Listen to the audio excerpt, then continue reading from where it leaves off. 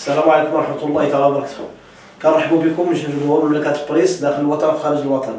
برنامج حوار أطر باسم جالية مملكة بريس. كنستضيفوا واحد السائح اللي سبق لينا عرفناه لمدة سنتين اللي هو السيد روبرت من كندا حامل الدكتوراه في علم الفلسفة، وكنا اقترحنا عليه باش يعطينا واحد النظرية شمولية في الحياة اللي كنعيشوها في وطننا.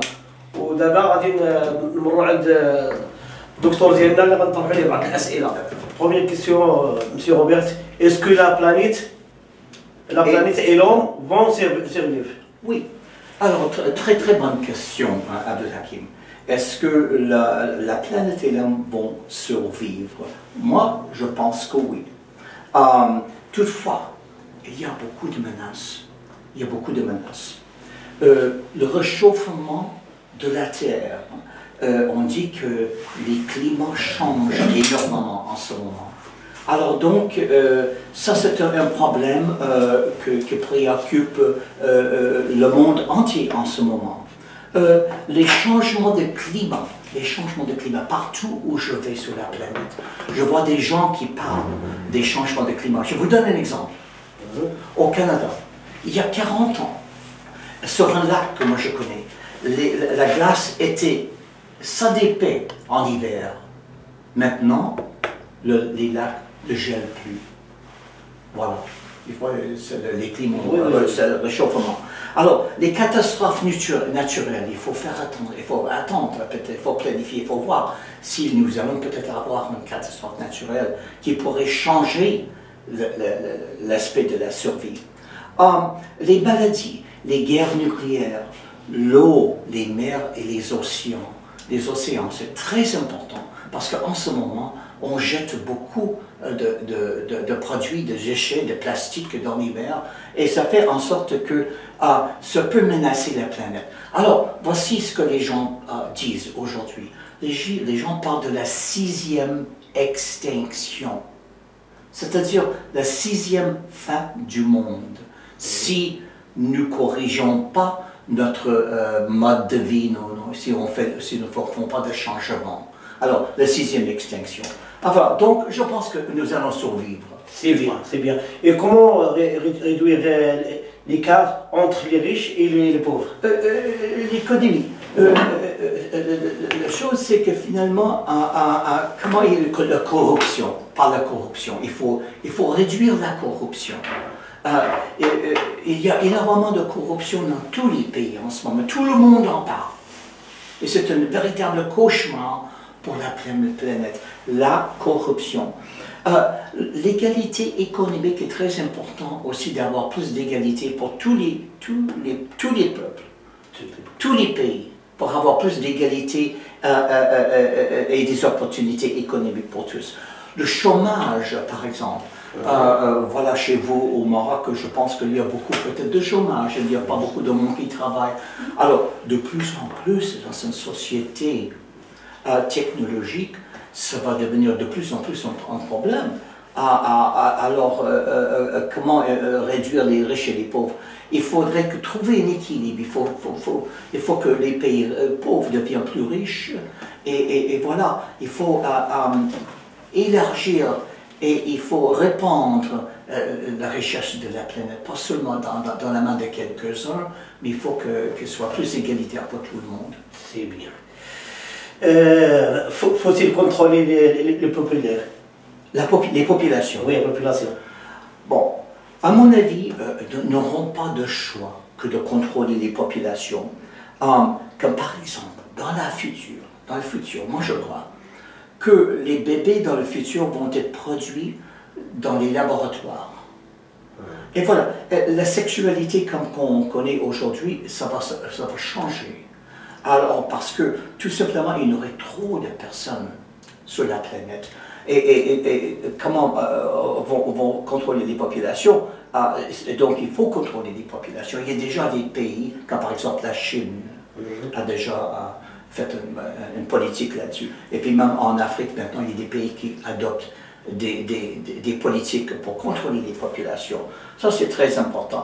Aussi, la raison pour laquelle il faut contrôler les populations, parce que dans le futur, nous allons pouvoir avec la production des cellulaires de notre corps, on va pouvoir reproduire des organes comme le cœur, le foie, des différents organes du corps. Et donc, les gens vont pouvoir vivre beaucoup plus longtemps. Et donc, ça présente un problème pour la population. Et donc, à mon avis, voilà, il faut absolument qu'on pense à contrôler les populations dans le futur. Très bien. Et comment éliminer les déchets? Les déchets. Bon, alors, partout où je vais, je remarque qu'il y a énormément de déchets partout.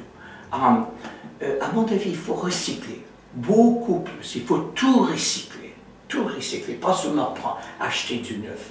Je vais vous raconter une histoire. Une fois, j'étais en Arabie Saoudite.